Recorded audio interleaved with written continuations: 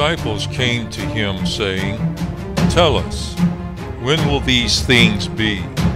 And what will be the sign of your coming?"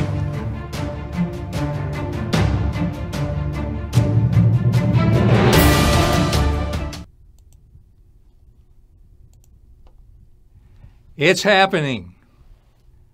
It's happening like the Bible said. The Holy Scriptures foretold the signs of the last days prophecies, and now they're happening.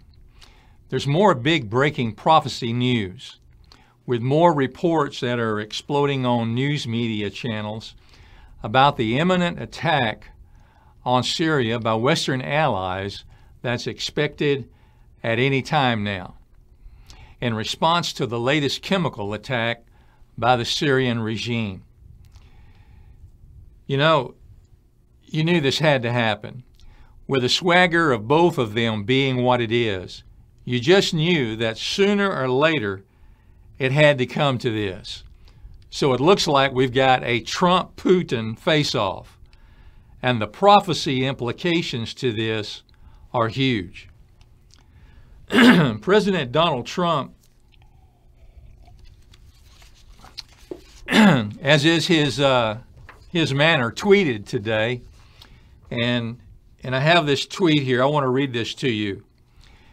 It says, President Trump tweeting, "Russia vows to shoot down any and all missiles fired at Syria. Get ready, Russia, because they will be coming. Nice and new and smart. You shouldn't be partners with a gas-killing animal who kills his people and enjoys it." My goodness. I've never read any such a thing as that came from a president of the United States.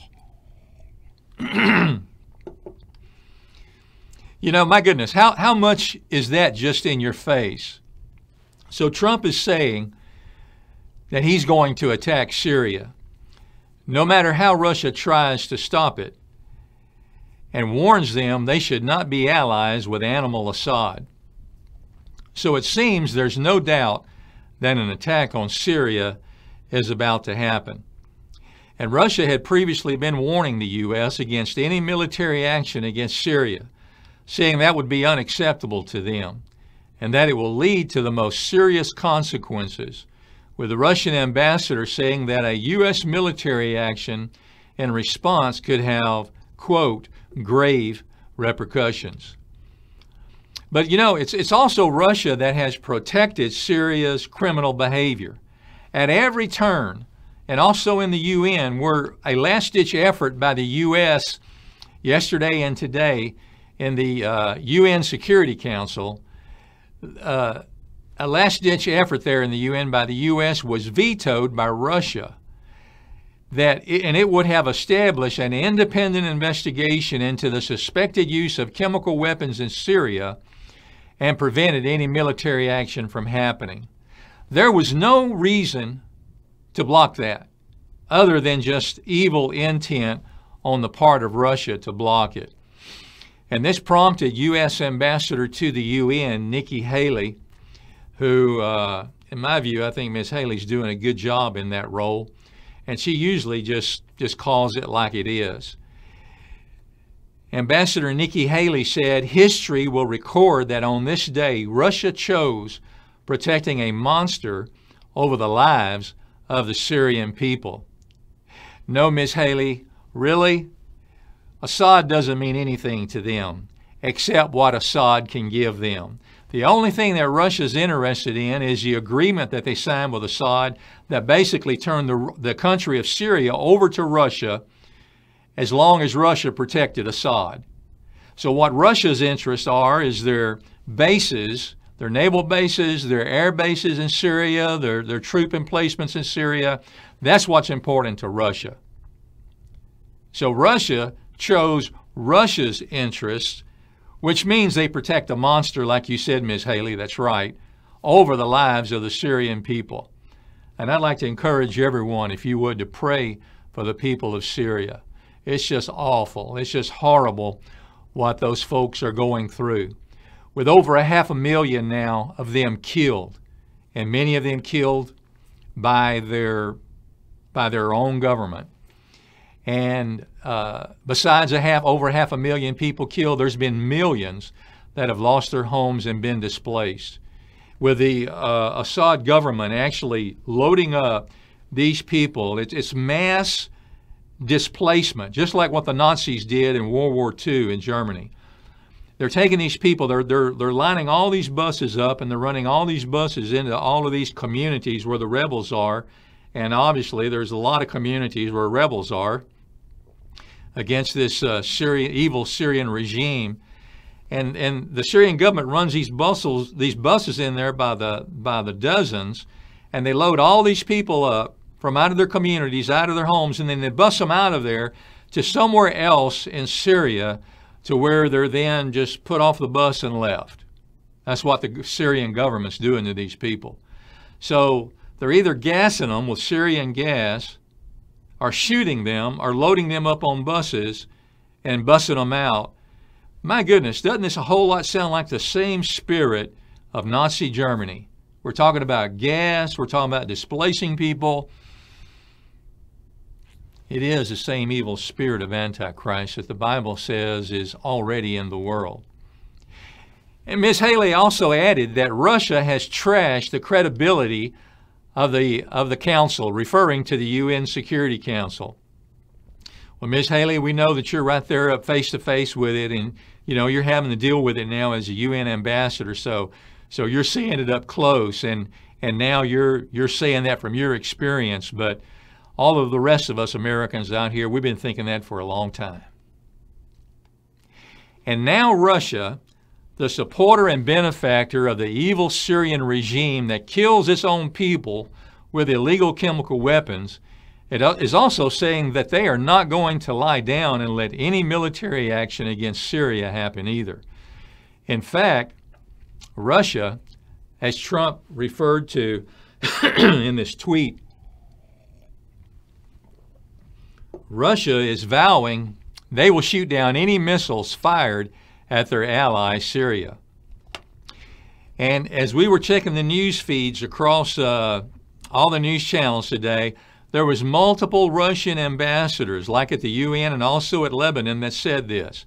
The Russian ambassador to Lebanon, Alexander Saspkin, if I said that right, said this, that if there is a strike by the Americans, then the missiles will be downed, and notice this, and even the sources from which the missiles were fired. And the NPR reporter reporting from Beirut said the Russian ambassador was saying this, that said this himself, was referring to a statement made by Russian President Vladimir Putin and the Russian Armed Forces Chief of Staff. Now, it's a known fact that Russia has deployed their military state-of-the-art S-400 long-range air defense missile systems in Syria, which are capable of shooting down U.S. missiles and aircraft. And it would be unwise to think that any attack by the West into Syria would not incur damage and casualties for itself as well, without a miracle happening. So Russia is saying, we will match you and then up the ante. We will not only try to shoot down the missiles you shoot into Syria, but we will also attack the sources from which they were fired. Do you realize what that means? What is this? This means that if a U.S. naval ship in the Mediterranean Sea fires cruise missiles into Syria, that Russia will not only try to shoot down the missile, but they will also attack that U.S. ship as well. And when this happens, then what? Then the situation has been triggered to escalate, just as we have forecasted in previous broadcasts and postings before. We had said that there could be a trigger event happen in this area along the Euphrates River in Syria that could further drive escalation of the conflict. And these repetitive chemical attacks can be that trigger, just as we've said before. There's reports today from the World Health Organization saying that it's deeply alarmed by the evidence of this latest chemical attack on the town of Duma, just outside the Syrian capital of Damascus. The World Health Organization reported that an estimated 500 people went to Syrian health facilities with signs, and this is a quote, with signs and symptoms consistent with exposure to toxic chemicals after this latest attack. And they went on to say there's mounting evidence of the use of toxic gas in this attack, which killed at least 42 people, in addition to the 500 that were affected. They said the medics on the ground reported that the hundreds of patients had symptoms of exposure to toxic chemicals, such as frothing at the mouth. And if you have seen some of our latest postings on Facebook and on YouTube, on our Signs of the Last Days channel on YouTube, you have seen some of the video clips that we've shared there that actually showed the results on those poor Syrian people from this last chemical attack. And these very symptoms, these very characteristics that I'm listing here now, is what you see on that clip. And by the way, this is interesting. We just had Mr. Zuckerberg from Facebook. And don't misunderstand me. We really appreciate Facebook for its platform, and we appreciate YouTube as well for its platform. But then this is just an aside real quick. As Mr. Zuckerberg was testifying before Congress about the latest breach of security of information there at Facebook, he was questioned by our senator from Texas, Mr. Senator Cruz, about what had happened. And during that, and we want to share this later, during that back and forth, Senator Cruz brought up how that the social media corporations that are out in the liberal area of Silicon Valley, how that they are, it seems to us obvious, how that they are purposely censoring Christian ministry, Christian media. And the reason I bring that up is that this very video that I'm talking about right now that we put on Facebook, Facebook censored that on our channel, saying that it was in violation. They said that it was a concern for their community guidelines, and so they age restricted it.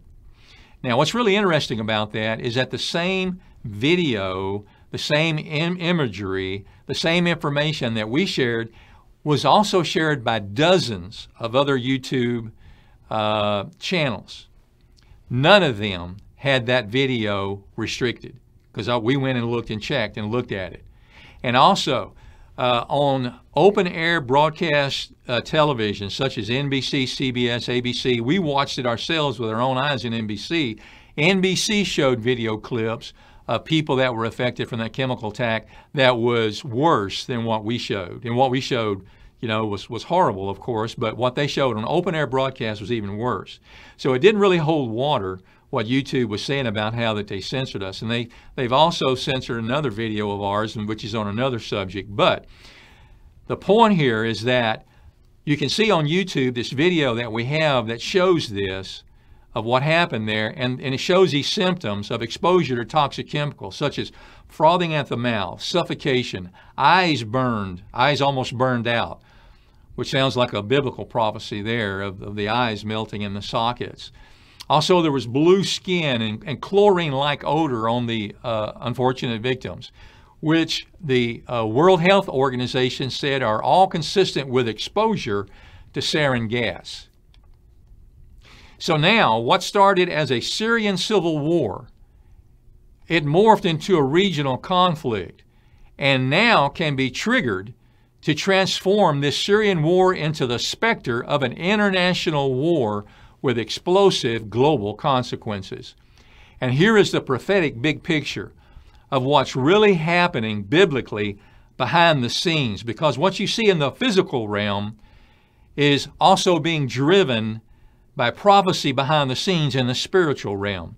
The prophecy says in Revelation, the 9th chapter, verse 13 through 16, that in the last days there will be demons of war along the Euphrates River. And what it says there, it says that there are these angels that are bound Well, angels that are bound, that means that those are fallen angels, which are demons.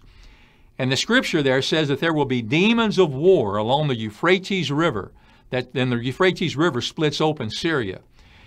And they will unleash demonic turmoil there, because that's what demons do. They cause division, they cause anger, they cause turmoil, they cause conflict. And they will instigate this demonic turmoil like what is already swirling around the Euphrates River area. And it will pull the nations, which we're seeing right now. It will pull the nations of the world in there with increasing conflict there, progressively transforming it until it increasingly grows into a global biblical world war with the most horrific of consequences such as the world has never known. The prophecy says that from this final biblical world war that has started right there at the Euphrates River in Syria, that it will kill a third of mankind.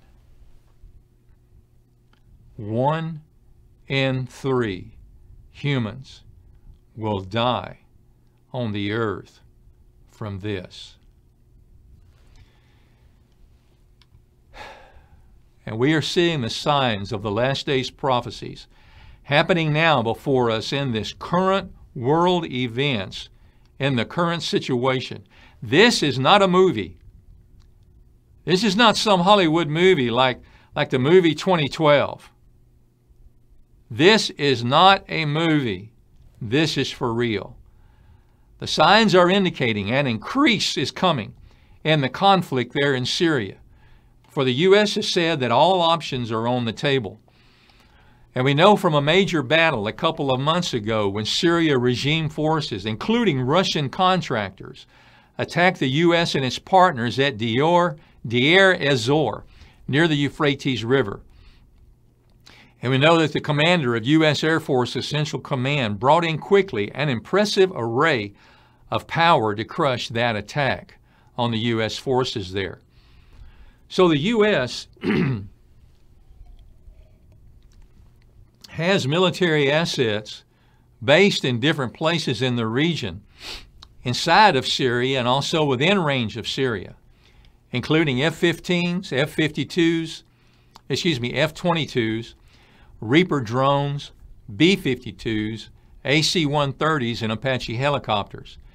And besides these air components, we know from previous reports they revealed the U.S. also has special forces and Marines there, and they have what they call high mobility artillery rocket systems that can fire shells up to 300 kilometers.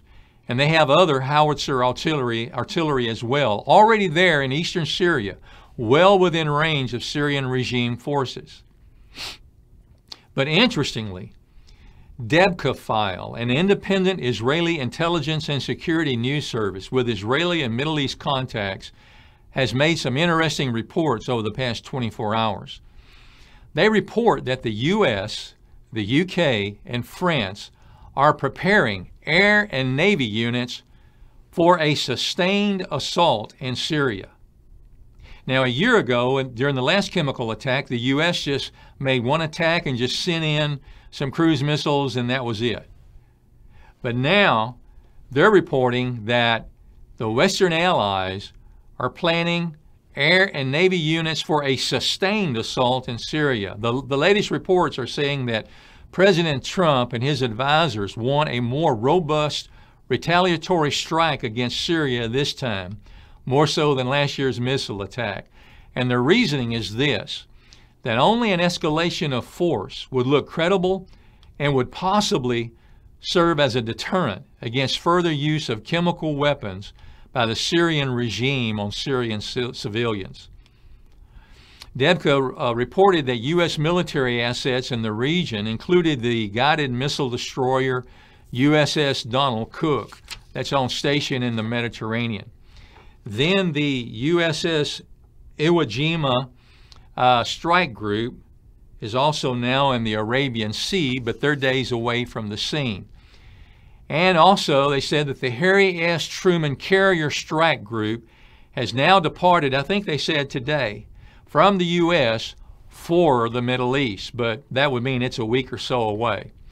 So they say what's happening is that the Trump administration is negotiating with Britain, France, and other allies, including Arab governments such as Saudi Arabia, for them to also have roles in the Syrian military operation, saying that Trump wants a major operation in Syria to unfold over several days and also involve a concerted Allied assault on the Iranian military presence embedded in that country.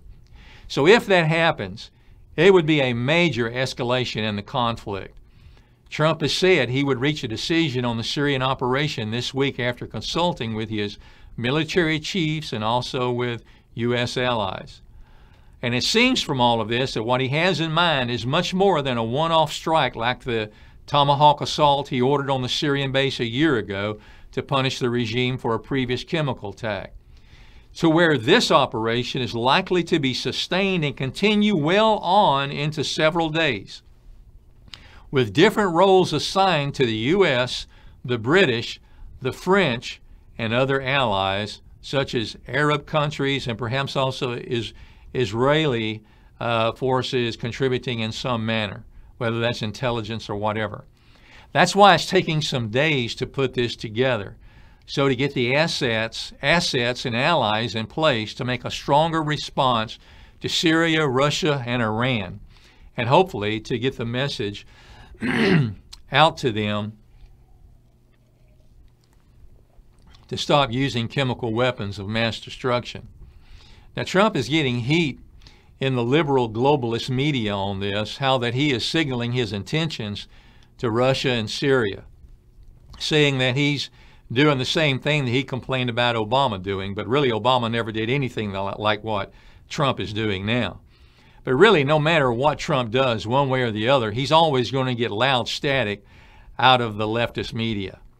But with a wink, wink, what he is wisely doing is letting everyone know that the missiles are coming, so everyone can do what they need to do to get out of harm's way, to minimize loss of life, especially for allies and also for the Russians. There will still likely be plenty of damage to the Syrian and Iranian military organizations and their infrastructures there in Syria. And reports are saying that people are getting out of the way and in a hurry. And a further sign that military action may be imminent, Euro control. And we already mentioned this in our report out to you last night.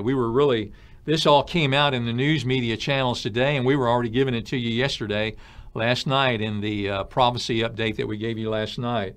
But now it's come out in the news media also, additionally, that in a sign of imminent military action, Eurocontrol, the European Air Traffic Control Agency, issued a warning to air traffic flying in the eastern Mediterranean, saying that due to the possible launch of airstrikes into Syria with air-to-ground and/or cruise missiles within the next 72 hours, and the possibility of intermittent disruption of radio navigation equipment, they need to make sure they do due consideration before undertaking flight operations in the eastern Mediterranean. And that report that I just gave you was by the Reuters news agency.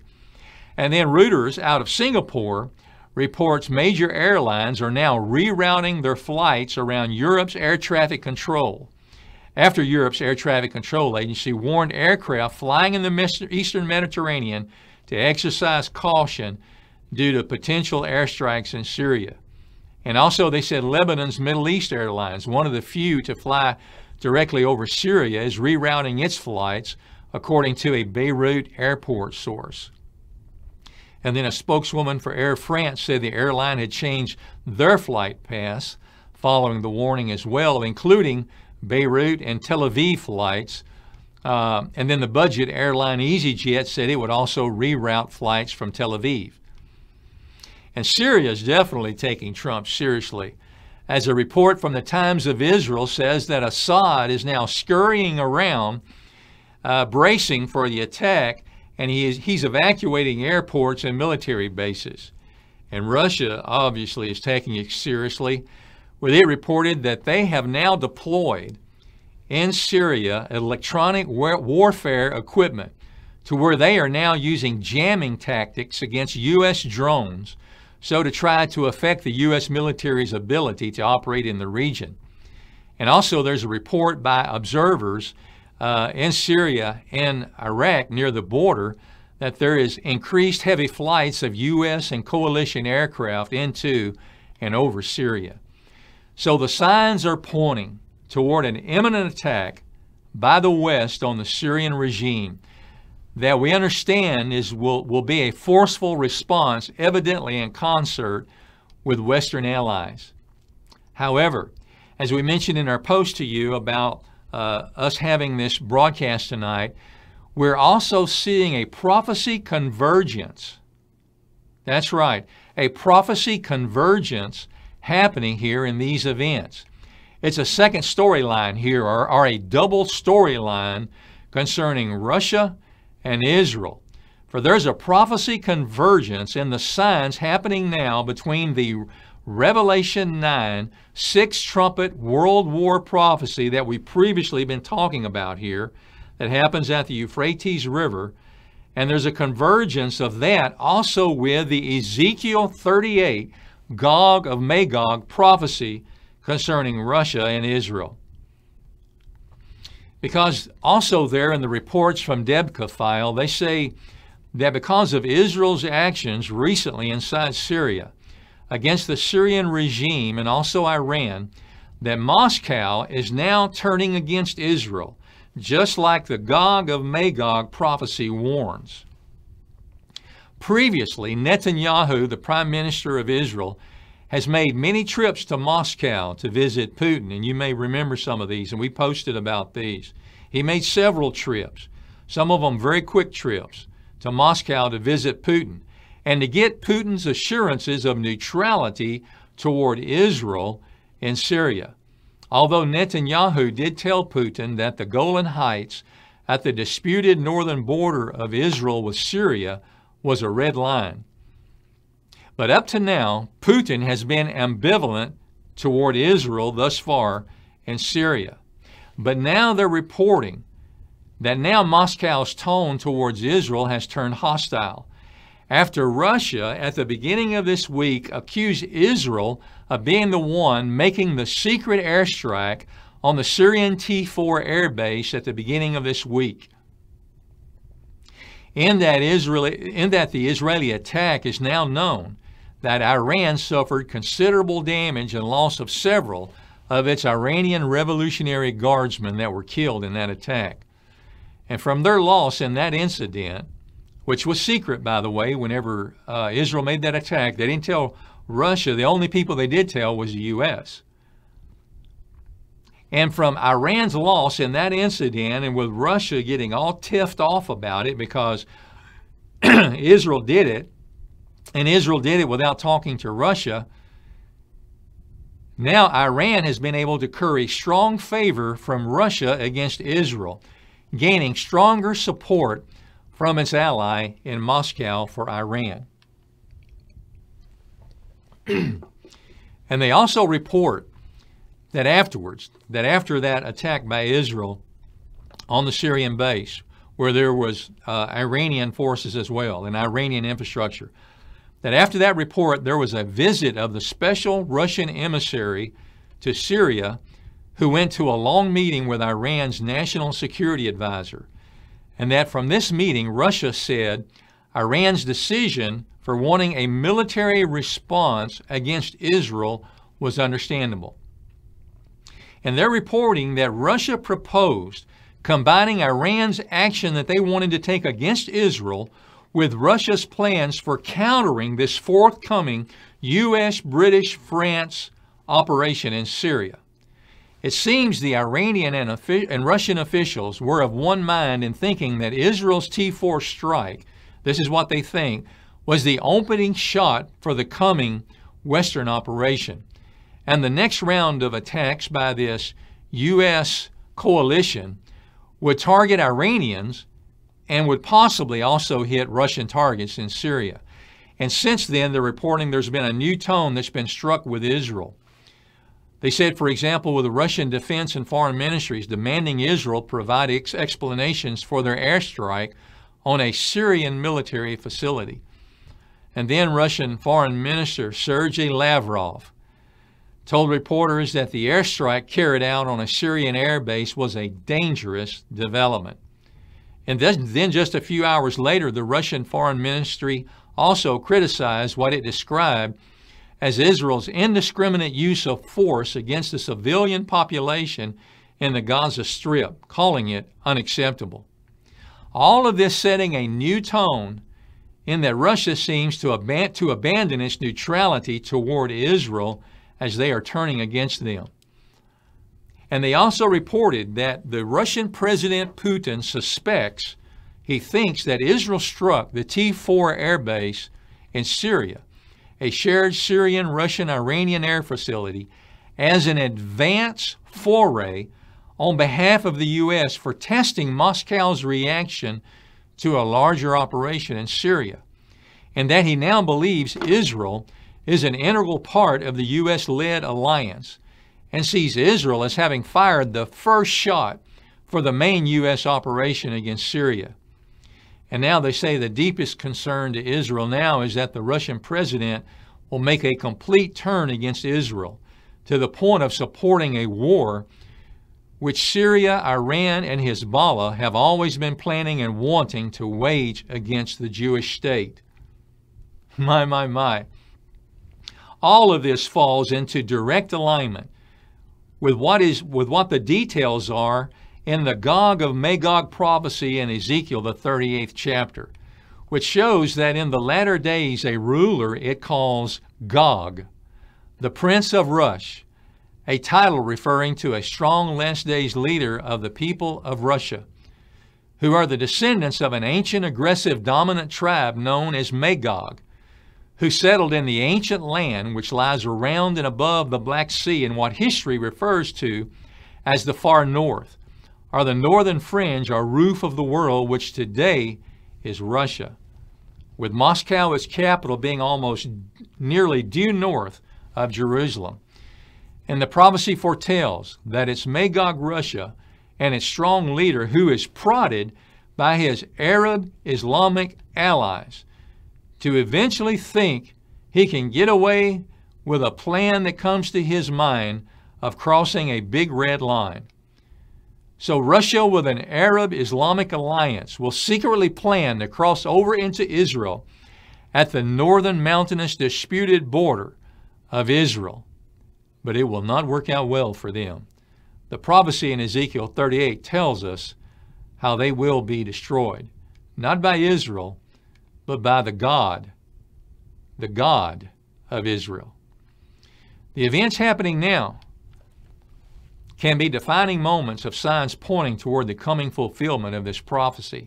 Amazingly, today in Syria, at Israel's northern border, the militaries of Russia, Iran, and other Arab groups as an alliance have come together, and they are present, just as the prophecy foretold.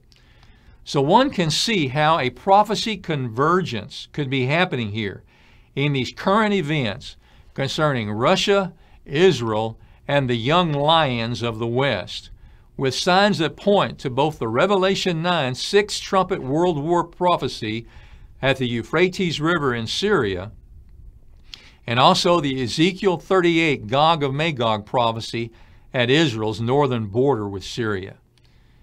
And this situation now could be a defining moment for the world with prophetic impact that could trigger end of days prophecy fulfillment. For world events could happen that are the beginning of the end, driving toward the coming great tribulation of the world for unbelievers.